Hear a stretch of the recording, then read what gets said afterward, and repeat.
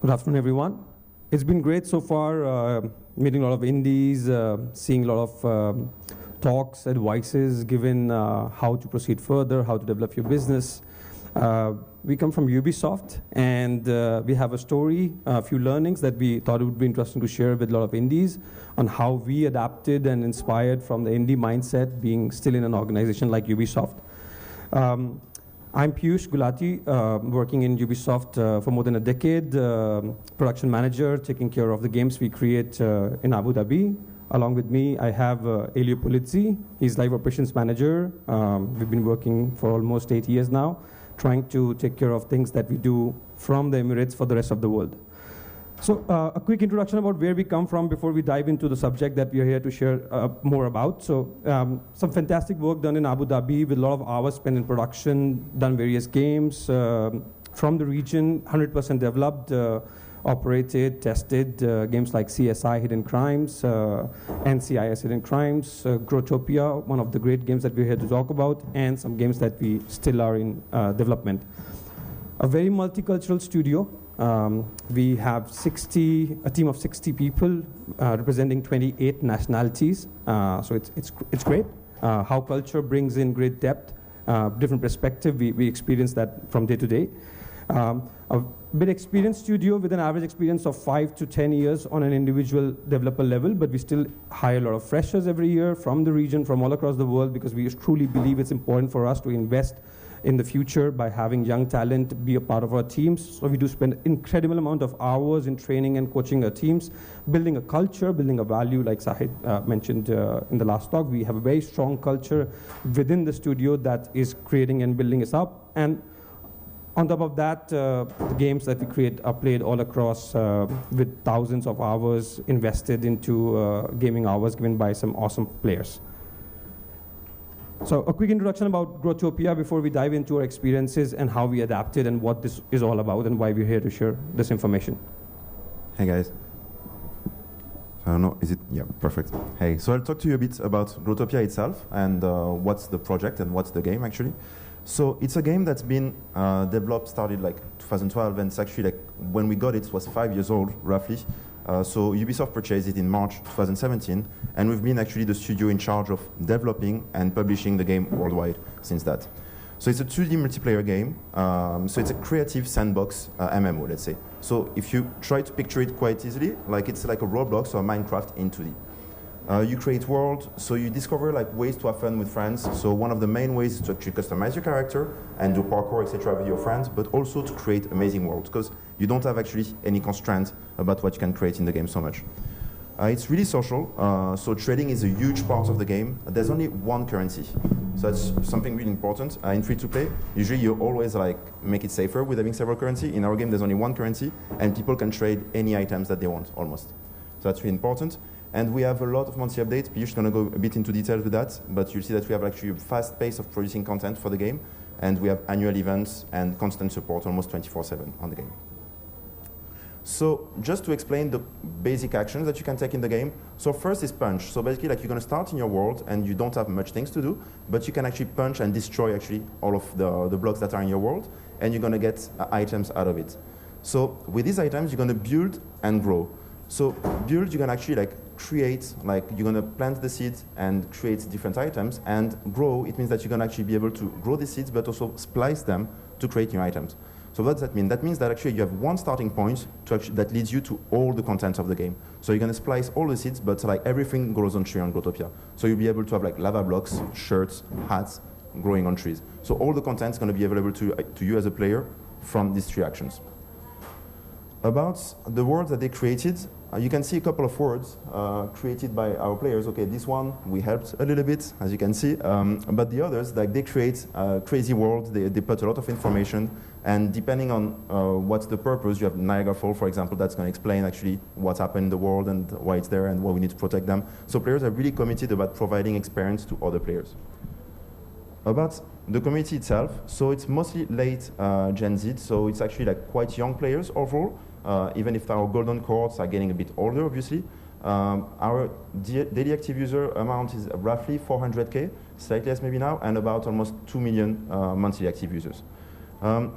we said that they create worlds, but they create a lot of worlds. You can see almost 40K worlds are created every day by players.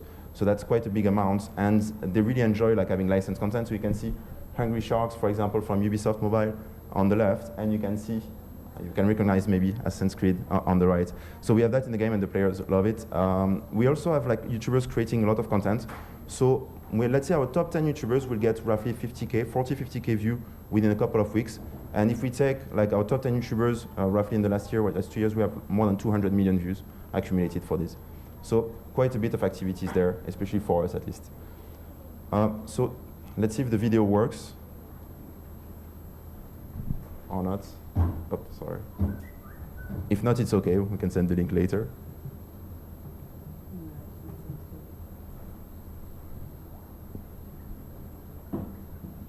Okay. If it doesn't work, we'll just send the link later. It was just a video to actually introduce what our committee can do and the impact that moderators, for example, in our game, have on our players. So it finished with actually like a kid screaming when actually one of the moderator finally comes in his world. You can imagine like 38,000 worlds created every day. And when you have like one of the team of like 20 moderators that go in one of these worlds, players go crazy. Like, okay, come sign my board, like they feel like so famous. So that's really a big thing for us. I'll let Peeyush talk a bit more about content. Yeah, so a bit of context about what the game was, and like Elio mentioned, Ubisoft purchased this game from 2 indie developers. And when we took over this game, we were lucky enough to work in an environment like Ubisoft, where we didn't have to worry about investment to start with, but we wanted to work with an indie mindset. And with that, it was a great opportunity for the studio, for the team in Abu Dhabi, but it was a great challenge. What all it meant by indie mindset, that means we were ready to take a handover of this game from the original developers in 6 months.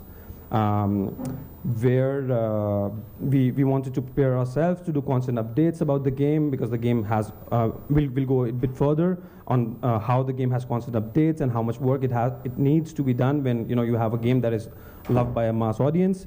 And today we have a 2.5 years of legacy behind us where we have been taking care of this game. So what does a usual Growtopia update looks like? So this is something that, when you start as an indie, you don't think about the commitments that you're going to make to your consumers or your customers or your players. You have a product, you have a promise. But later on, if it picks up, you're into a commitment that if you don't fulfill, then they're going to go away, because there are big players out there and they will fulfill that commitment because they have the muscle and the means to provide that. So Growtopia had a commitment made unintentionally by the indie developers that it is going to have 1 update every month. Perfect. So suddenly when you work in an organization like Ubisoft, it's still a lot of struggle, but having an update to do every month, where 80% of your update needs a lot of development support, can be a bit challenging. On top of that, there were some pre-commitments unintentionally again done to the community that in an update, it's going to have 1 item in the game, which is called as IOTM.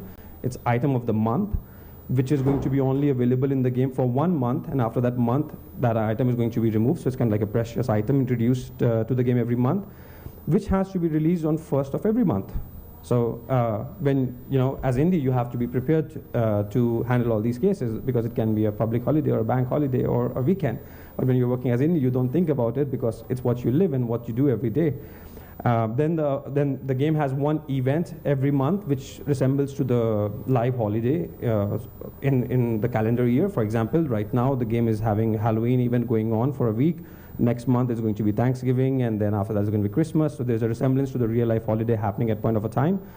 And on top of that, the game needs a monthly update in terms of content, which has to be a new gameplay, new meta, new features, new items. All that had to be done with an indie mindset, with a very, very small team, and everything to be done in-house. This is where we started inspiring ourselves from how indies would work and how would they take care of their business in and out. So when we say everything to be done in-house, that means from we were working with a mindset that we don't have to talk to anyone in Ubisoft and we don't have to answer to anyone. We have to make sure what is our plan, what is our business model, how we're going to expand this game, how we're going to grow it further, how we're going to make sure that we have a small team, how we're going to test it, release it, patch it, update it, maintain it, art, design, programming, QA, marketing, business, live operations, so on and so forth. Everything to be done in the in-house. So with that, a lot of challenges and learning that we thought it would be very important for every indie developer to think about, because you get an opportunity 1 in a million to have a hit, and you don't want to miss it. And when you are on the rails to have a hit, you want to be prepared to scale it up, because what are the odds that you're going to be again able to replicate it and take care of it, or have everyone motivated to do the same thing again and again and again. So some of the key challenges we faced was 2 devs versus too many devs. The reality, when you're working as indie, when you're 2 people, it's a different strategy, it's a different way to work. But when you have more than 2 people, even 5, 10, it's different. It's a lot of communication, a lot of time you have to ensure everyone is on the same page. With 2 people, you don't have to express, even at times. You have to distribute responsibilities. Okay, you take care of this, I take care of this. You know what you're doing, I know what I'm doing. But when you grow, all these challenges start coming in. So when you have a hit and you want to scale it up, you have to understand that it's going to have a lot of overhead cost as you're going to grow your team. Then again, for us, we were learning systems that were developed in 4 or 5 years when we took over the game in 6 months, because we were doing a handover. But as indies, you have to do the same. When you're making a game and you're trying to outbeat someone in the market, you have to learn things that have been there for decades. There are people who have been creating games, trying different strategies, trying different features that you might think would be very interesting, but they're already existing out. So you have to learn from those mistakes and not do the same things again. Again, knowing what to prioritize, your appetite for risk are the most common challenges every indie faces, and that's exactly what we were also facing within Ubisoft, because we had the complete autonomy on the game, and we had the rights to decide what we want to do and how we want to do. Some of the greatest learnings we had, we shared the pain, being indie is tough, and that's, I guess everyone has been trying to learn that, that you have to be ready to do everything, and we were absolutely ready to do everything. On top of that, we had an MMO that was growing with a very small and agile team, and then working with indie constraints in terms of ensuring our cost, our spendings, our returns, our teams are all optimized. We had substantial learnings on how to adapt all these things within an organization like Ubisoft. The plus factor we always had was the financial stability, and we didn't have to go out and look for investors. So with that, we managed to develop a lot of content over the last 2 years, a lot of new events in the game, a lot of new features, a lot of extension to existing features, new gameplays, new metas. In the last 2.5 years, we have done more than 30 updates on App Store about the game, so it's been a quite tough journey. We're on a very rapid development cycle where we spend 2.5 weeks to develop something, another week to test it, and in 3.5 weeks, we're ready to do a submission to the store, so because by the end of the 4th week, we have to release a game update, and this keeps going on and on. With that, something we also wanted to experiment, Ubisoft being a very traditional console company, we thought it would be interesting to bring the game on console. So this June, we brought the game on console, all the HD platforms, Switch, Xbox, and PlayStation, with it being the first free-to-play, cross-play, cross-sync game from Ubisoft on HD, where you could play with your progress and players on Switch and Xbox together. Having said that, the journey so far we had. Thanks, Peeyush. I'll pitch in for a couple of points.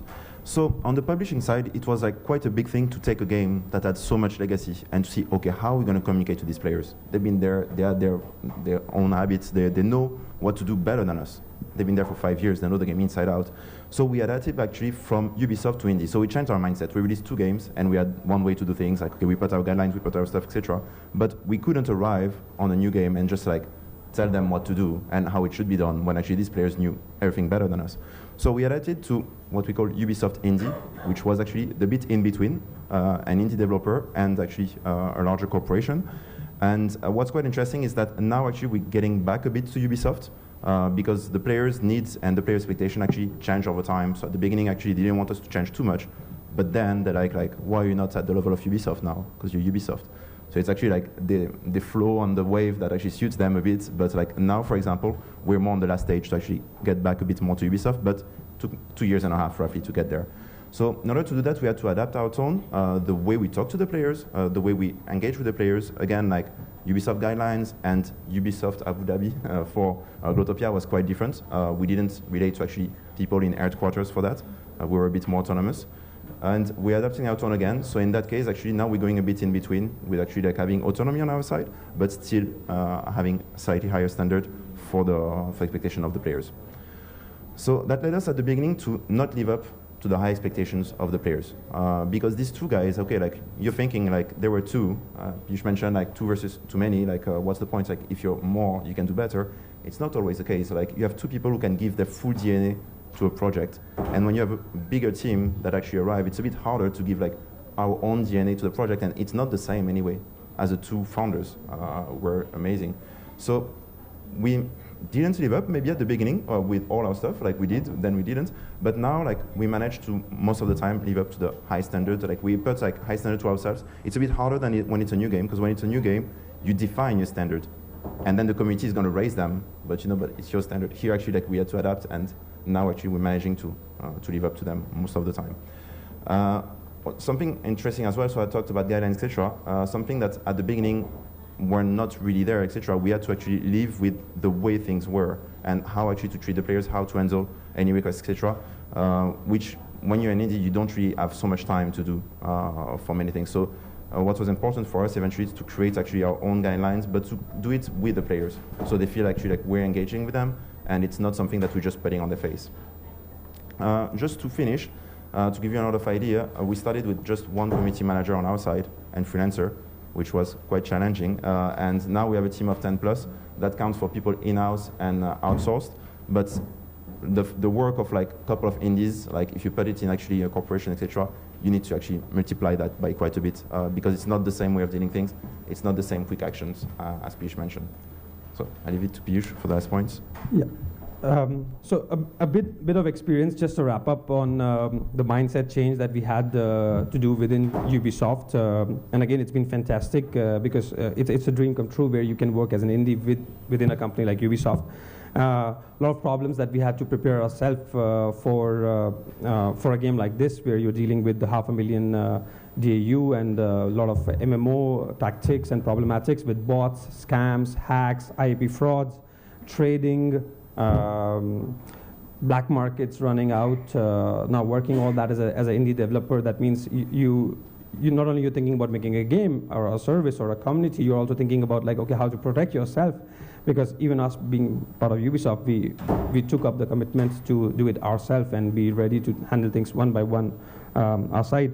And then a lot of challenges like doing DDoS attacks on a regular basis, where it's pretty cheap these days. With $10, you can DDoS anyone. And when we have a generation which is Gen Z, which is a bit younger generation, they don't worry about the consequences of what it could land them into. But they're happy to have $10 paid out of their parents' credit card and launch a DDoS attack on some game because the game didn't do what they wanted to, for example.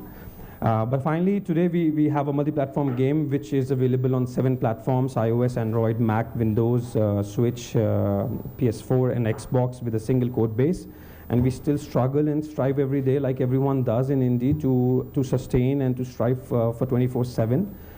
Because we're not making a game, we're providing an experience that to our players, a commitment, a promise. They live a life with the product we do, and we realize that it's a journey at the end of the day for everyone in indie. You start with thinking about what game you're going to make, with then having to strive about funds. And after that, if you happen to have things in the right order, you get a success. Then you strive about maintaining and sustaining that success. The problems just get different and different and different. They're always going to be there.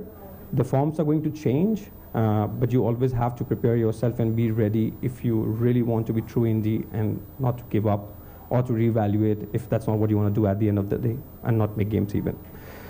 Having said that, thank you so much. We'll be very happy to answer any questions that you might have. If That's it's enough great. time. Yeah, thank you very much, guys. Thank you very much. Applause to the guys. I think for me it's important because I think what you guys are showing for me is that there's a lot that the sort of AAA industry can learn from the indie community, and hopefully a lot the indie community can learn from the AAA side. And what I've learned from kind of being on both sides to a certain extent has just been that it's about the level of professionalism, delivery quality that AAA teams can empower, and that mindset is fantastic for the point of view of an audience. But actually the speed to market, the experimentation, that kind of passion that I think you kind of hinted at in the earlier stages is something I think that we as indie developers should be able to sort of take forward. Anyway, does anyone have a quick question? There's a question here. Can we get a microphone to you? And maybe one over there afterwards. Hello. Maybe this is a bit personal question. Now that you're living the dream, working at Ubisoft, but you are still indie, do you entertain the idea to hand over this project and work on your next project? Because, you know, indies love to make a lot of projects, and more dreams come true. I mean, we do have multiple projects in the studio, and both of us do work on different projects at point of time in our roles. But I don't think we'll ever give up Growtopia, because it's living the dream. And yes, we are happy that we can do something else also. But other than that, we're still learning more from Growtopia than we would imagine we would learn from any other product that we would do, at least at this point of time. And just to add on top of that, it's also like, it took us so long as well to make it. Now it's our game. You know, it's like, okay, like they created it, Seth and Mike, but now it's our game. So to actually imprint this DNA to ourselves, it's not something we want to let go as well. It took us like so long to actually be able to start knowing actually what they want, what the player like really wants, etc., what they expect from us, etc., that now that we managed to do that, we just don't want to let go. Like, we'll work on other projects, like, but like we have teams that are dedicated. Peeyush and I, we work on transversal project, but we don't want to let go. I think that was a mindset maybe before. I don't think we have this mindset anymore on our side. We want to create games and to still keep operating them forever. Like, think like World of Warcraft, like 15 years, for example, of dev, etc. It's something like that we feel now. We don't feel like, if you want to create a project and then just let it go, at the moment it's getting harder and harder. And when you do, I think you need to be aware that, for example, like previous developer, for us, it took us some time. So, you know, you're going to damage your community when you do that. So at the moment, it's not something I think, like, first we can't do and we don't want to do it. To quote Tim Schafer, who, when he was asked when is the game done, he said, "When it leaves my cold, dead hands." Yes. At least with games as a service, we never have to give it up. Unfortunately, I can't go for the next question. I'm going to have to move on to the next speakers. Thank you very much, guys. Thank you. Thank you. So I'm going to ask Joseph to come on up.